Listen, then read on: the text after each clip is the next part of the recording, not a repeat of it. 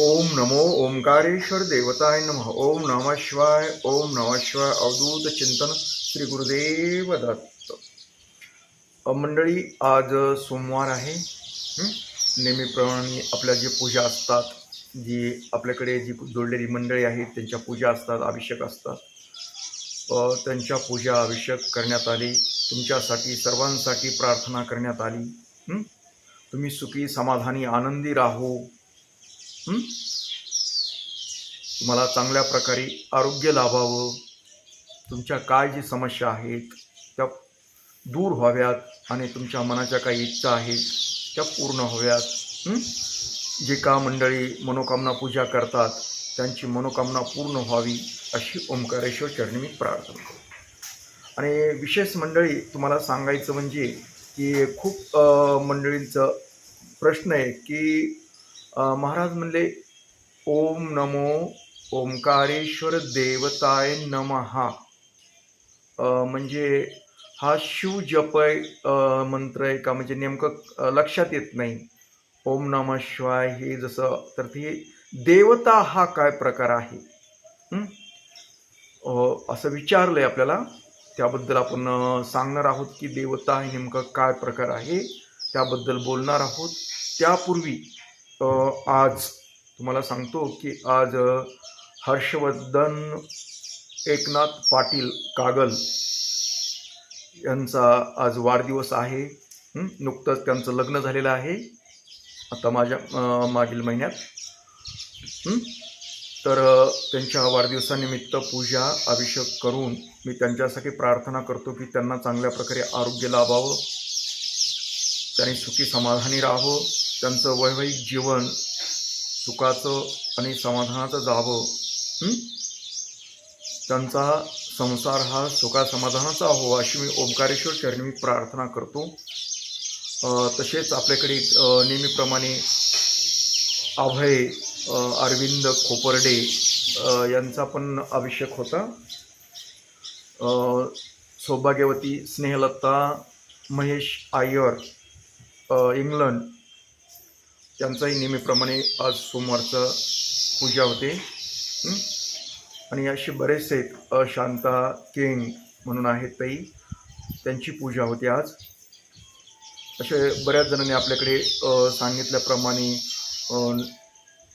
जे आपण अभिषेक पूजा केलेली आहे त्यांची सौभाग्यवती सुकन्या शेखर चव्हाण त्यांचीही नेहमीप्रमाणे पूजा असते.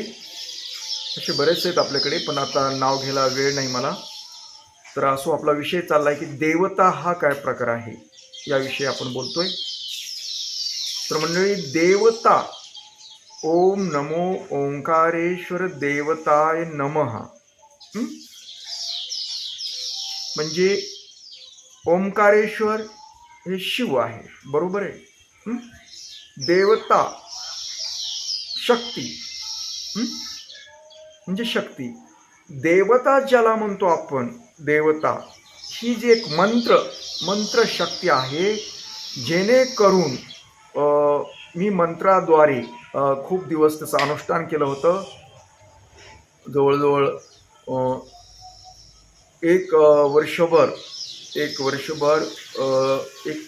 दररोज 7 तास बसून त्याचं अनुष्ठान केलेलं होतं. त्या अनुष्ठानामध्ये जी काही प्राप्त झालेली शक्ती आहे ते देवता नावाची जी शक्ती आहे, आणि ते शक्ती म्हणजे आपण शिवशक्ती म्हणतो, शिवाची शक्ती आणि देवता ही एक शक्ती.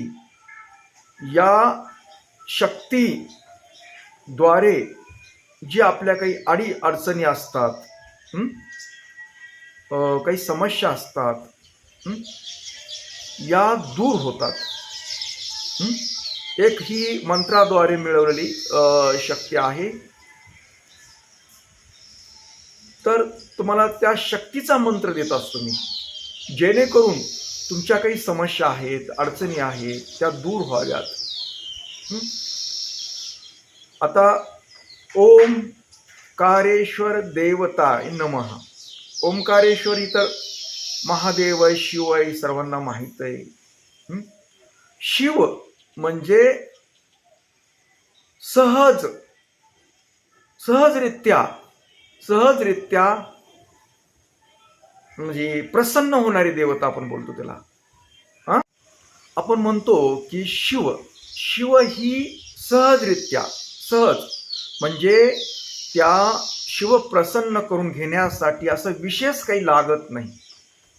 अगर शिवाचा आशीर्वाद मिळवण्यासाठी असं विशेष जे का इतर देवताला काही पूजा अर्चा खूप करावं लागतात, बरेचसे अनुष्ठान करावं लागतात, उपासना मोठी करावी लागते, असं शिवाच्या बाबतीत होत नाही. ते सहज होतं. आणि एकंदरीत सर्वांनाच माहित आहे की शिव हा भोळा आहे, परंतु आपण समजतो तेवढा भोळा नाही. भोळा म्हणजे काय? एखादा आपण सर्वसामान्य व्यक्ती गेले त्याच्याकडे आणि ओम नमः शिवाय नमः म्हटली, अगर सतत जर ती जप केला तर ती तथास्तु म्हणते. बोल म्हणते, तुझं काय इच्छा आहे देते. पण तुम्ही जर विशिष्ट कारणास्तव काही मनामध्ये दुष्ट हेतू ठेवून जर काही गोष्टी करण्याचा प्रयत्न केला तर शिव हा जितका भोळा आहे तितकाच चतुर आहे. तुम्ही काय करताय, तुमच्या मनात काय आहे हे जाणून तुम्हाला काय करायचं, तुम्हाला कुठं बसवायचं, तुम्हाला काय शिक्षा करायची ही ठरवतो. तितकं भोळं समजायचं नाही. भोळ सहज, तुम्ही सहज पूजा करता, सहज तुम्ही शिवनाम घेता म्हणून तुम्हाला प्रसन्न होणार. भोळ आहे सहजरित्या. एखादा म्हणतात ना आपण लय भोळं माणूस आहे. भोळं माणूस असतो, पण त्याचा स्वभाव जरी भोळा असला तरी ते काय भोळं म्हणजे व्यवहारात भोळं नसतं. ते त्याच्या हितासाठी ते बरोबर असतं. तसं शिव जरी आपल्याला भोळा असेल तरी काही विशिष्ट कारण तुम्ही जर काही गोष्टी करायला लागलात तर तुम्हाला त्याचा चमत्कार दाखवतो आणि तिसरा डोळा उघडा करून तुमचा कार्यक्रम व्यवस्थित करतो. हे लक्षात घ्या.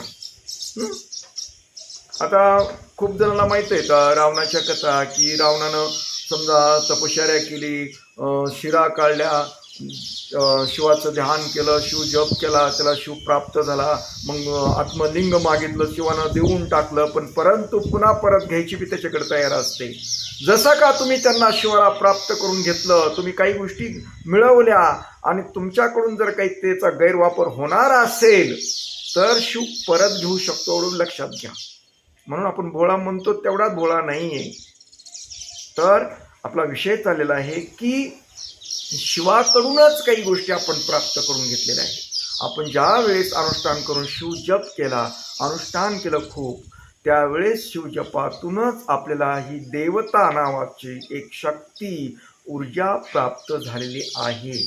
आणि त्या ऊर्जेद्वारे आपण जी इतरांचे काही समस्या असतात, अडीअडचणी असतात, त्यावर काही बाधा असते, काही असतं, शारीरिक बाधा असते, या गोष्टीसाठी तिचा वापर करतो. म्हणून आपल्याला मी एक जप देत असतो सर्वांना की ओम नमो ओंकारेश्वर देवताय नमः. म्हणजे शिवाकडून प्राप्त झालेली ही शक्ती देवता आहे. म्हणजे आपण देवतेचाही जप करत करत शिवाचा जप करतो, हे दोन्हीचाही जप करत असतो, मंत्र बोलत असतो. आलं लक्षात?